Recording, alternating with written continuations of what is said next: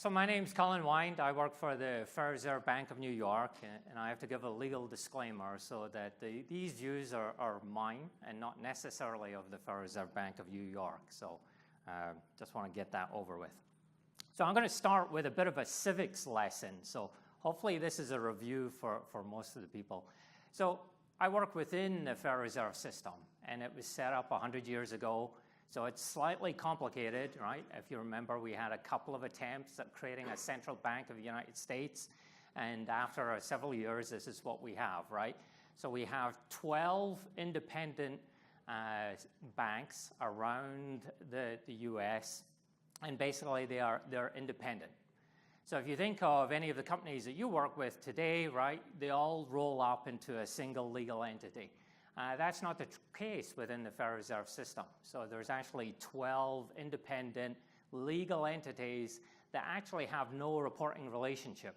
So that makes it quite entertaining when we try and work together. So the concept of herding cats is very active within the Federal Reserve System. So again, it was set up 100 years ago before there was technology, before there was a concept of data centers or development, things like that. And that's actually made it harder for us because we're different legal entities with different rules and different organization structures to actually work together, because there's no one that we can escalate issues to. Unlike in most other companies, you can always go to the CEO or the president and say, hey, look, it's more efficient for us to work like this, or this is a better way of organizing it. So we actually spend quite a bit of time socializing what we're doing and going around the different reserve banks and getting together in a lot of working groups to look at how we're working to make sure is it optimal, and we get into a lot of discussions around that. So it becomes a very complicated structure. Our governance structure is complicated as well. So not only does the Federal Reserve Bank of New York have a board of directors that we have to answer to, we also report up to the board of governors. And the board of governors is government employees, and they have different sets of rules and standards. We also have relationship with different entities, such as the US Treasury, which of course have their own standards and their own rules and their own regulations. So for example, I might be building an application, but I might be building it for New York. I might be building it for the Board of Governors. I might actually be building it for the US Treasury or on behalf of the US Treasury. And the deployment aspects get quite complicated depending on different data centers and the rules associated with these different data centers. So it's complicated, and this makes it quite entertaining in which to work and quite challenging. But as you can see, I'll talk through a bit some of the successes that we've had. So there's a couple of unique things about the Federal Reserve Bank of New York. So we basically implement the US monetary policy. So the Board of Governors decides on US monetary policy. So during the financial crisis, it was quantitative easing, which basically meant that our markets group within the Federal Reserve Bank of New York goes in and buys, mortgage-backed securities or US Treasuries, et cetera, et cetera. So some of the numbers that we get into, right, we have our balance sheet in the Federal Reserve Bank of New York is about $4 trillion a year. Our balance sheet is $4 trillion, which makes it quite a large company compared to a lot of other things. We also implement other aspects. So we run FedWire. So if you've ever heard of a wire transfer, you can go to your bank and you can wire transfer money around. We implement wire transfer, funds transfer, as well as securities transfer. We talk a lot about volume. So on a yearly basis, we do $2 quadrillion in transactions. So that's one followed by 15 zeros roughly, give or take a couple of dollars here or there, right? So it's fascinating, right? So when we talk to companies about, I used to work for, Cigna and all that, and we talk about healthcare and the systems can't go down, right? When you're talking about $2 quadrillion a year, we really mean some of these systems can't go down. And when they do go down, or if they go down, it's got to come back up fast. And this is where some of the technology that I'm going to talk about today really comes in. We also have, in the basement, we have the largest known gold reserves in the world, right? Most of this isn't actually US gold. It's from the Second World War. A lot of countries sent their gold for us or for safekeeping, but we have 500,000 bars of gold in our basement on the bedrock. So, that's roughly, depending on the price of gold, $250 billion to $300 billion of gold. And, we have to manage that, right? People still move gold, countries still move gold back and forth. And so there's basically an inventory management system to allow that. So, we have a lot of systems. We have all those small systems, your cafeteria menu system. We have our data management systems for looking at risk of banks that we might supervise. And we go maybe slightly extreme of some of the transaction processing systems, such as Fedwire, which are really nation-state critical that we have to keep up and running and maintaining. So one of the things that we do is we have a group that I run called Common Services. So the best way of describing it is kind of a shared services, and we kind of run Common Services as a software company within the FRS. So we think and we kind of act like a software company. So we produce products, we produce services, and we support services. We do consulting to other reserve banks and other application development groups within the Federal Reserve System. And we do quite a bit of training to educate people on how to do, for example, how to leverage a lot of the tooling that we have, how to leverage microservices, et cetera, et cetera. So I have a bunch of teams there. I'm going to talk mainly on the left hand side two teams, the reuse and the system tooling. And I'm from New York, so I'm a coffee addict. So if you go back several years, what we found out was we were doing a lot of custom development. And we were doing it, we were building, implementing databases custom. We were implementing security, such as authentication and authorization, all custom, even logging. The laugh is that we actually had more logging utilities than we actually had applications. So it was like, okay, this is slightly crazy, right? And so what we decided to do is to look at this and can we standardize a lot, right? And surprise, surprise, right? We can standardize quite a bit, right? So we start to standardize on some of our base technologies, such as databases. But then we started to look at things like, okay, how can we standardize our development tooling? Can we standardize our architectural models? Can we standardize on how we do user interface and user interface design? Because several years ago, every user interface was a snowflake, right? It was completely different. So if you were an end user, you were using 15 different user interfaces depending on who had written it back in the day, right? So what we decided to do is, okay, let's try and standardize a lot of this underlying technology and the code, and let's just focus a lot of the developers on building custom application development. So basically the business logic for each of that. So I'm going to break this into three chunks and how we achieved this. So the first one is really around reuse, right? We talked earlier, in some of the keynote, they were talking a little bit about reuse. And we've really started to look at reuse quite heavily.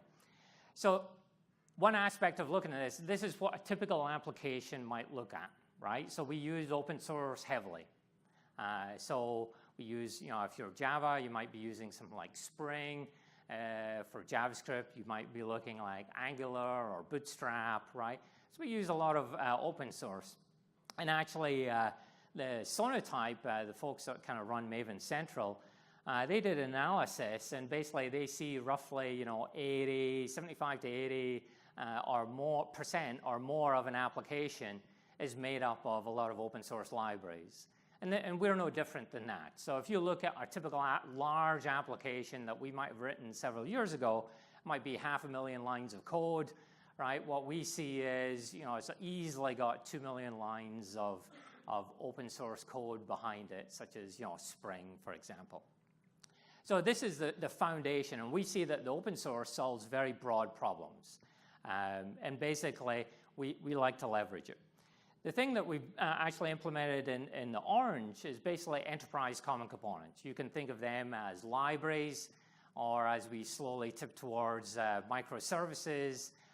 These are independent units of code that you can deploy, and they solve problems for the Federal Reserve System. So an example might be a business calendar function, or it might be a standardized logging utility, et cetera, or it might be authentication, right? So we do authentication and authorization in a certain way across the Federal Reserve System. And so we have a common component that helps us implement all that. And then the top two is really where we want our lines of business developers to be focused on. We want them to focus on maybe team reuse. If you have a large set of applications, so the simple example would be a report header and footer, but there's lots of other examples.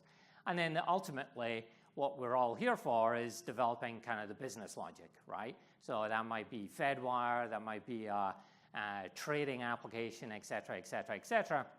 And the foundation is built upon, the open source of common components, any other reuse that you might have.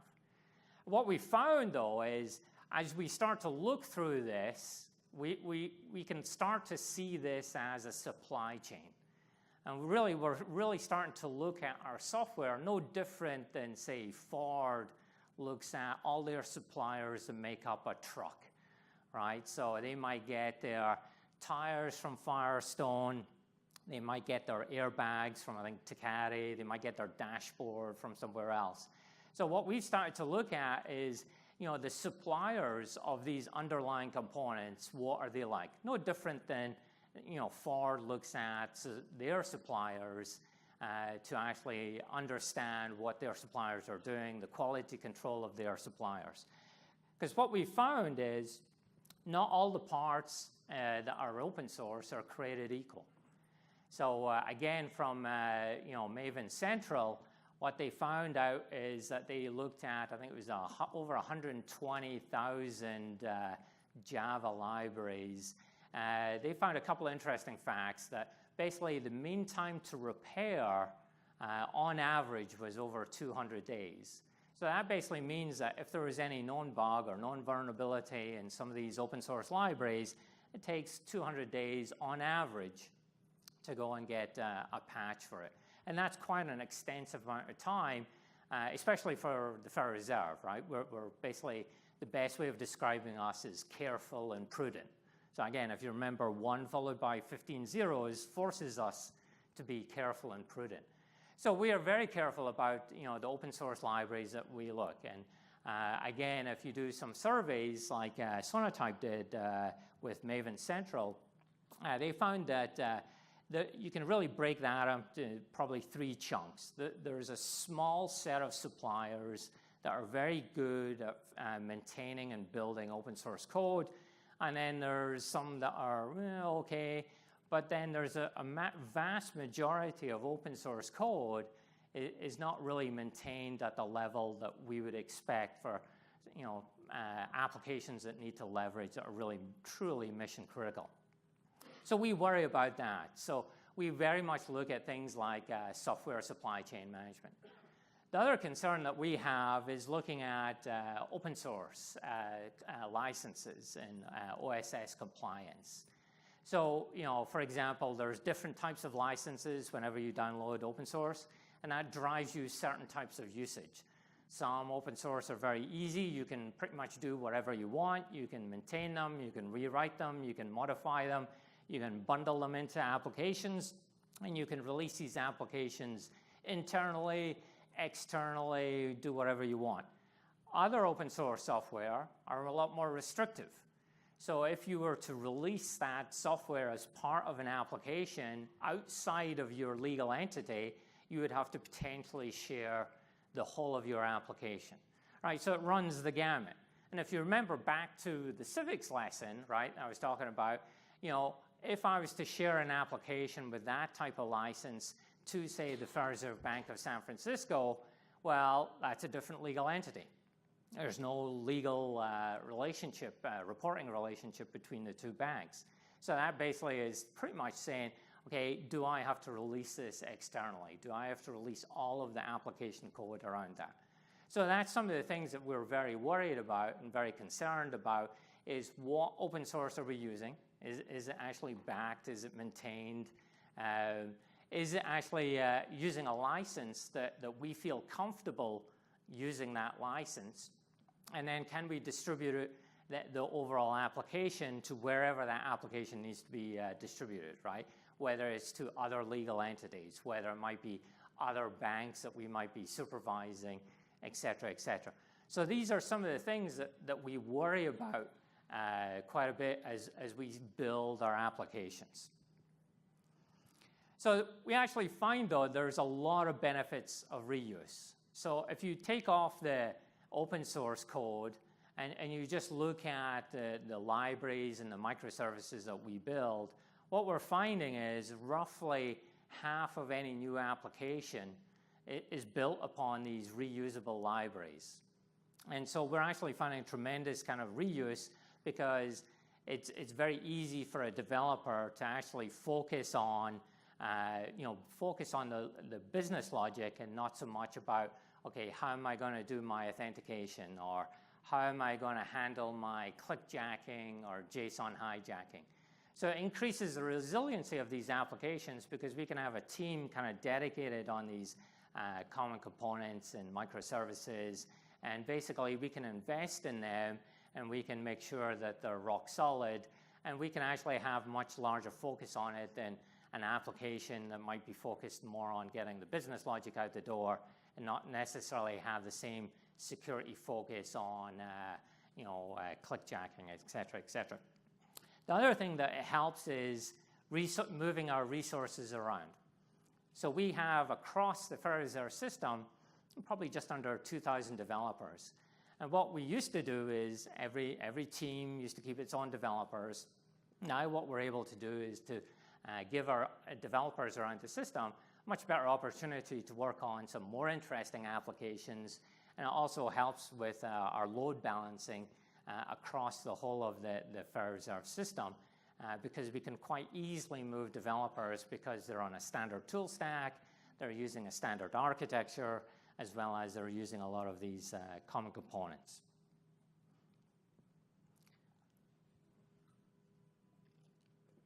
So the other thing that we've done, and this is the first time in the Federal Reserve system, we actually have a standardized reference architecture. And you kind of look closely, it's kind of based on TOGAF. But what that allows us to do is to, again, when we go and implement either COTS applications or even custom applications, right, everything now adheres to this reference architecture. So the operations people can actually build their tools based upon this reference architecture. We can build our applications based on this reference architecture. And then when we bring in a COTS application, we actually have to see, will it actually adhere to our reference architecture? So what we don't want to do is bring in some third-party app that completely needs something that isn't in our reference architecture, whether it be a separate, completely different database technology, or something simple might be insists on using token ring, right? But you get the point, right? Is to allow us to implement this reference architecture means that we are saying no to people, however, the benefit is, right, we improve the security, we improve the stability, and we basically optimize a lot of our underlying operations and development. So this is the vision that we've had for several years. We actually laid this out probably 6 years ago. It's basically, we need to be able to change a line of code and get it into production that same day with confidence, right? And the critical piece that we have is with confidence, right? Several years ago, we were always trying to make some last-minute changes in production. We've had some interesting times when trying to do that. And the whole idea of building up a set of tools and a bed of libraries is that we can actually start to build our applications and deploy it that same day with confidence. So this is a sanitized version of what we do, right? So there's no real products on there, but you get the components, right? So, we have, developers use an IDE, right? Primarily, we're a Java shop. But we also have, build automation. So I expect, the developers, they're normally working in a large team, right? We're actually going to be building our applications. We're going to be integrating them, and eventually we'll get to deploy them, right? So we have a source code management system. We have a binary repository. We have a build automation tool, and we have various quality dashboards. In addition, we also look to OSS compliance, right? What are we downloading? Are we actually stopping people from downloading things they shouldn't be downloading? How are we actually adhering to our open source policy? And again, if you remember, it gets complicated because not only do we have 12 unique reserve banks, right? We actually have 12 independent legal groups that have 12 independent views on what OSS compliance and how strict that we should be interpreting some of the open source policies that we have in place. So we have to basically be flexible enough to be able to handle that. And then again, we have automated deployments. And then how do we do our regression testing and eventually get into production.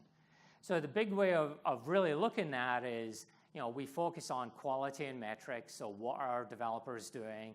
How many builds a day are we doing?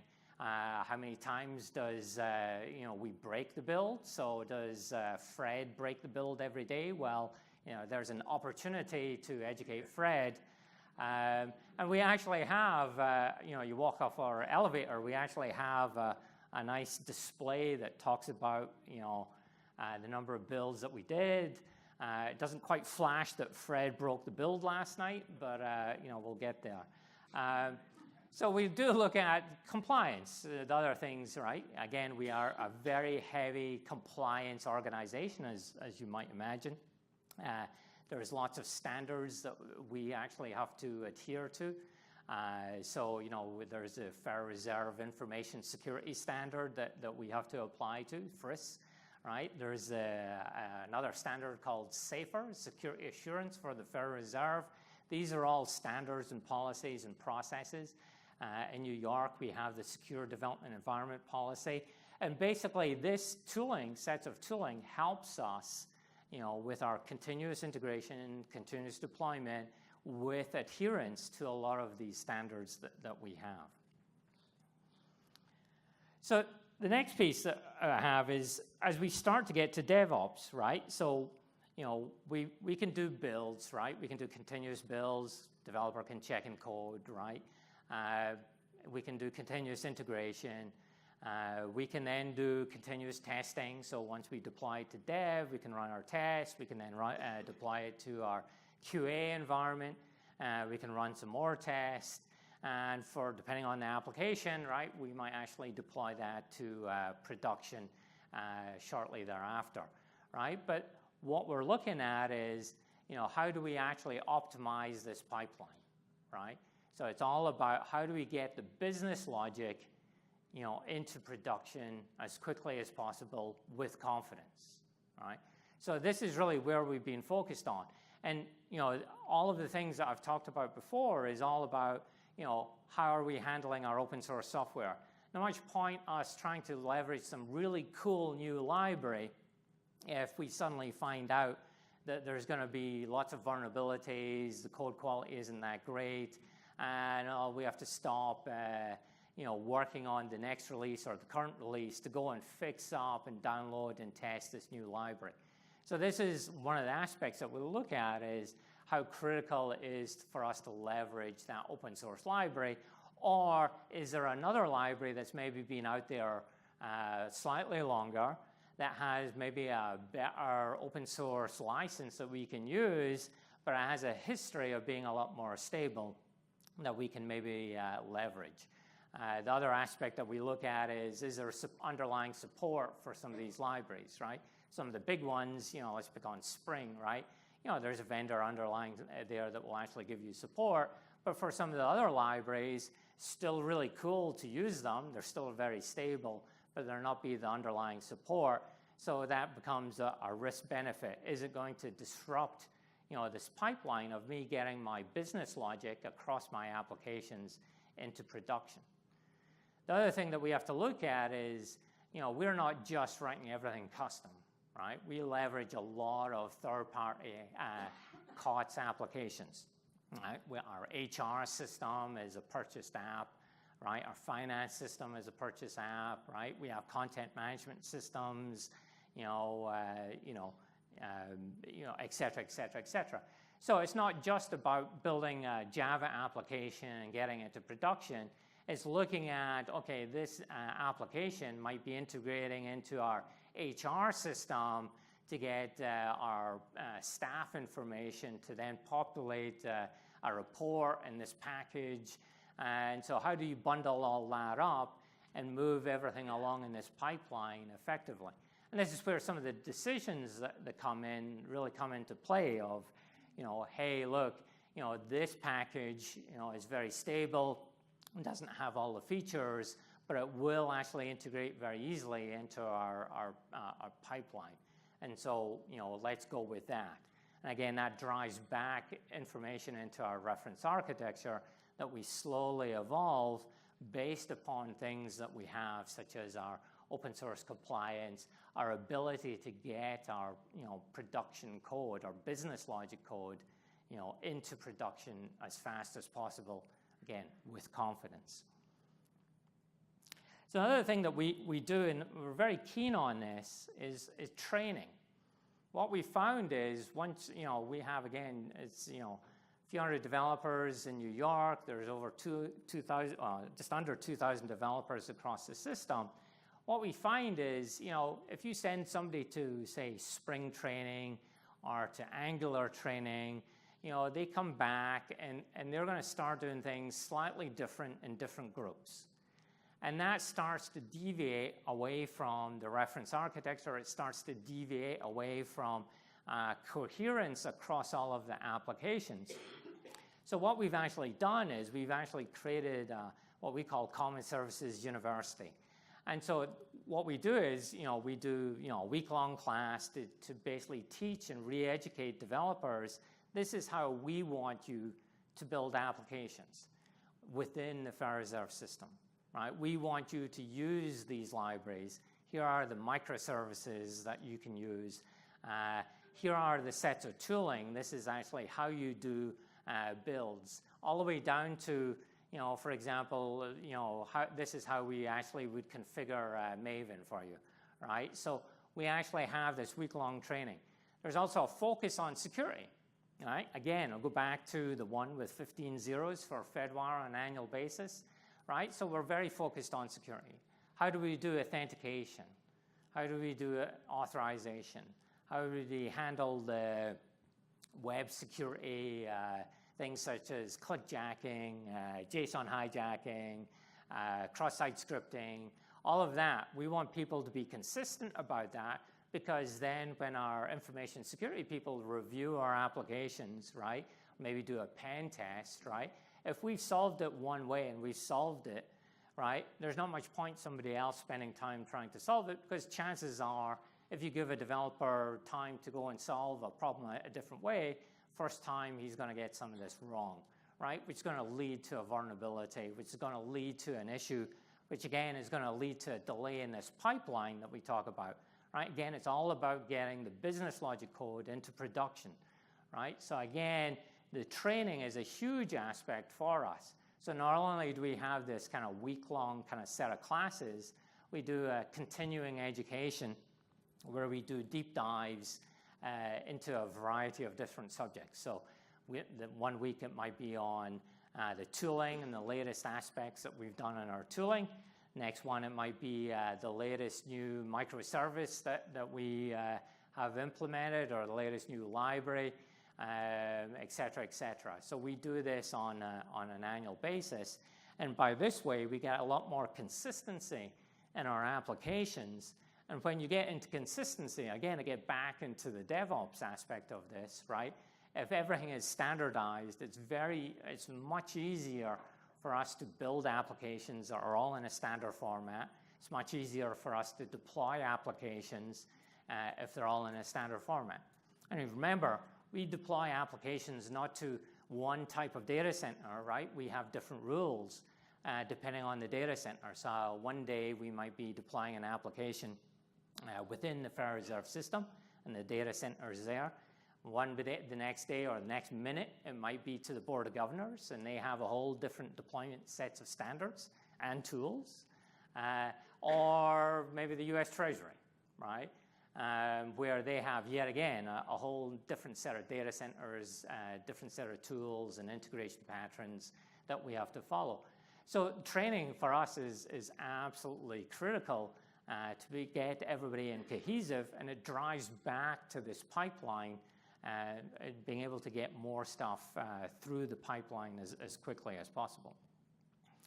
So I'm going to summarize, and then I'll open up to, summarize, and then I'll open up to Q&A. So basically, you know, what we've done over the last several years is we've broken down our software, our big monolithic applications, into chunks. And we didn't dive into microservices. We actually took 2 hops to get there, right? So first, we actually extracted a lot of the lower level, I would call them more technical aspects, right? Your cross-site scripting components, your authentication, all of that, right? And we basically broke them into libraries or independent libraries that you would then build into your monolithic application. And now what we started to do is to then abstract them into independent microservices. So a lot of people talk about microservices. It's taken us 2 hops to get there. So standardization and automation are really one of the key facts for us, right? So, you know, we've actually integrated a lot of tools, you know, that allow us to do this build automation, our continuous integration, continuous deployment. And that has been absolutely critical for us, and for a couple of reasons. One is for the compliance, right? We are a very heavy compliance organization. So to be able to automate that is the only way for us to be within compliance, right? As we heard earlier, the person that was at AWS, he was talking about some of his issues with FedRAMP certification helping him. Same thing goes for us, right? And, you know, having these standardization and automation really drives, you know, basically the increase in size of the pipeline that we can do. And basically, the other thing that we start to do is, you know, think holistically about the development and operations, right?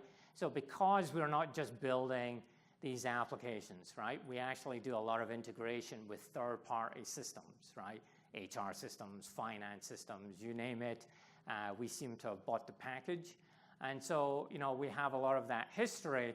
And so we have to think about the environments in which we're actually building and deploying. It's not just a greenfield environment. You know, we have decades of legacy environments in which we have inherited. So that's it. I'm just going to open this up to any questions and answers. And also, I have one of my colleagues here, Chris. And so he's actually on the development services team. So if we get too technical for me, I'll ask Chris. Putting you on the spot. Gentleman in the jacket.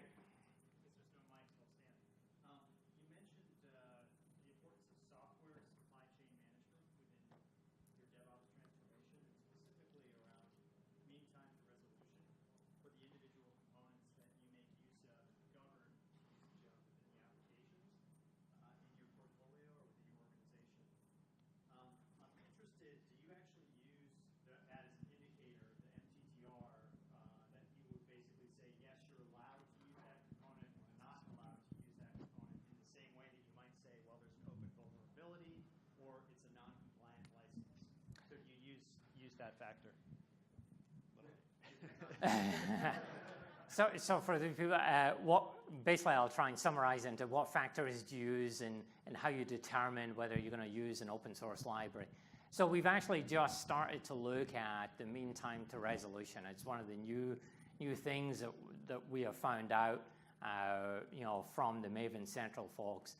So we look at open source compliance, right? So some of these are absolutely showstoppers for us.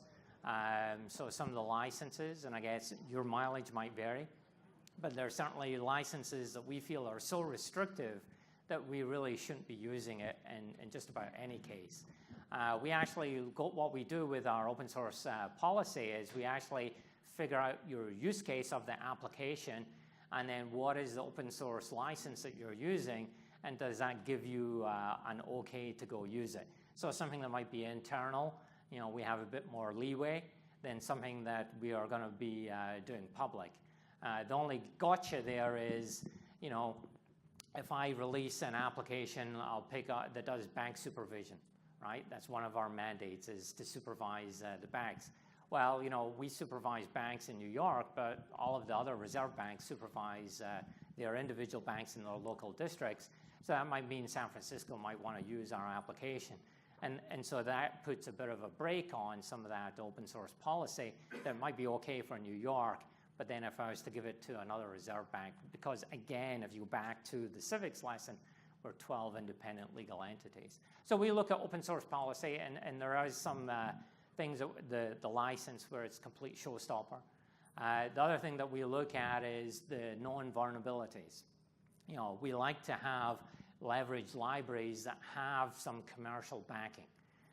So we like the big libraries, randomly I'll pick Spring, for example, where basically there's a big company supporting it. But we will actually go and look at, okay, how often has that been released, right? And some of the vendors will actually show you, nice user interfaces, but it's all kind of public information. If an open source hasn't been updated in 5 years, right, is it A, because it's stable, and so there's been no updates and it's perfect? Or is it B, because the developer who was writing it in his garage got a job somewhere else and doesn't have the time to focus on it? Right, so you've got to start to look at some of that aspect. Or for some of the open source libraries, what we've done is we've gone to a company and say, here are a bunch of libraries that we actually want you to support on behalf of us, because we like to have underlying support. So hopefully that answers it. Any other? Sorry. Do you have any issues with road developers not getting with the program? There's always that, right? But there's always a chance of somebody doing something silly. How did those situations usually turn out? Did they finally come around, or did you just? Bit of both, right? Let's put it like that, right? So, we have our basically policies, right? We have a secure development environment policy that says, well, to summarize, don't do stupid stuff, but don't do that, right? And we still catch every so often somebody being silly, and we take remediation. Hi. I have a quick question. You mentioned about static analysis and code security a few times about cross-site scripting and stuff. So when you're migrating your applications in a two-phase approach from monolithic to microservices, how did your static analysis and the security coding evolved with that process? So we basically we do static analysis on our code every night. So we'll look at things like code quality is an easy one to look at, right? So there's various vendors that will do static analysis for you, all the way from security aspects of looking at it, all the way to being back in high school and grading your code A through E. So we actually do that, and we actually generate these reports. We actually make these open to all of our developers. So normally what we'll do is we'll jump in if we see a project where the code quality starts to dip.